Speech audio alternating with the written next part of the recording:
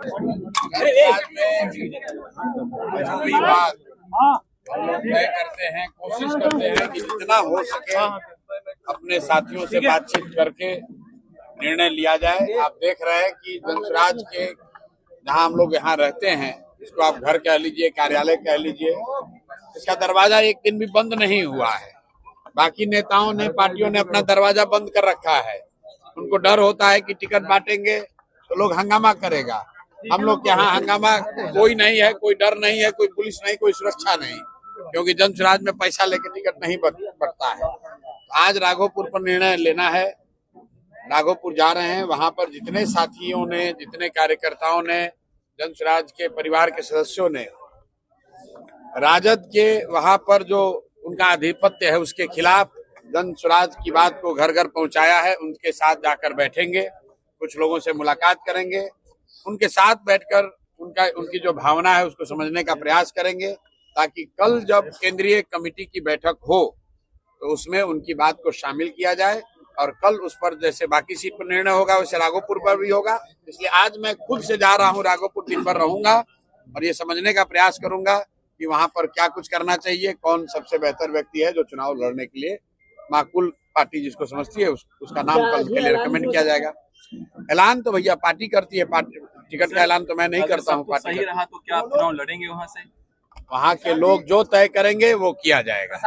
यादव 2 जगह चुनाव लड़ने की बात कर रहे हैं। मेरे भाई, अगर हमारे लड़ने की बात सुन के तेजस्वी यादव को राघोपुर छोड़ के भाग जाना है। मेरी आईडी में कुछ 2 जगह से तो उनको लड़ना ही पड़ेगा।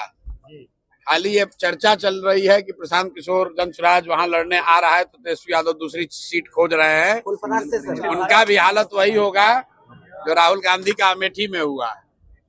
छोड़कर गए वायनाड तो अमेठी से ही हार गए। इसलिए मेरे भाई आज जा रहे हैं, अभी चर्चा शुरू हो रही है, अभी तो चुनाव अब शुरू हो रहा है। घबराइए नहीं, आगे आगे देखिए क्या होता है। एनडीए में सीट से मेरे भाई सिर्फ फुटबॉल इसलिए हो रहा है कि कौन कितना सीट पाए, कितना जीत कर आए और कितना लूटपाट मचाए। ये लूट का सिर्फ फुटबॉल है। जनसुराज में सिर्फ फुटबॉल नहीं है। जो भी है, जो जिन साथी कार्यकर्ताओं ने काम किया है उनमें से ही कुछ लोगों को टिकट मिल रहा है।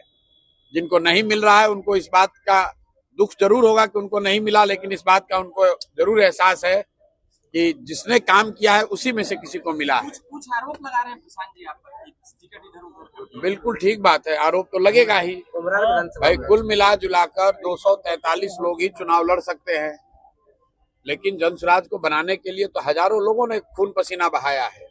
लेकिन उन साथी कार्यकर्ताओं को ये विश्वास है कि जनसुराज में कुछ भी बिक नहीं सकता है। चयन में सही गलत हो सकता है, आप उससे सहमत असहमत हो सकते हैं, लेकिन अपना परिवार है। जो लोग अगर कुछ असहमत भी होंगे उनके साथ बैठकर बात हो जाएगी। आपका साइड इफेक्ट जोरदार है। वहाँ पवन जी ने वापस ले लिया, कहा कि लड़ेंगे नहीं चुनाव। कल ज्योति सिंह से आप मिले हैं 24 घंटा में। मेरे भाई, मेरा इफेक्ट कुछ नहीं है। न्यायालय में हमको चुनौती देने वाले अशोक चौधरी ने कहा कि हम अब जनता की अदालत में जाएंगे। तो आपके जरिए मैं पूछना चाहता हूं कि वो घोषित करें कि किस विधानसभा में जनता की अदालत में आ रहे हैं। दम है तो अशोक चौधरी बताएं कि किस जनता की अदालत में जा रहे हैं, और अगर जनता की अदालत में नहीं जा रहे हैं तो न्यायालय में आइए, और नहीं आइए तो आपकी गलती मान ली जाएगी कि आपने चोरी भ्रष्टाचार किया है। पूछिए भाई, पवन सिंह वाले पे क्या कहेंगे? अभी आ रहा हूँ उस पे। पहले से 4 जो मूर्छित है उसका तो बता दे। जो 4 लोगों ने कहा कि जनता तय करेगी, तो जनता तो सरकार बनाएगी। तुम 4 भ्रष्ट लोगों को जवाब देना है। तो दिलीप जायसवाल, सम्राट चौधरी, मंगल पांडे और अशोक चौधरी को अनाउंस करना चाहिए कि किस जनता की अदालत में जाएंगे, कौन सा विधानसभा से चुनाव लड़ेंगे, ताकि जनसुराज का कोई ना कोई सिपाही इन भ्रष्टाचारियों पर से इनसे पूरा हिसाब किया जा सके। पवन सिंह से हमारा कोई झगड़ा नहीं है।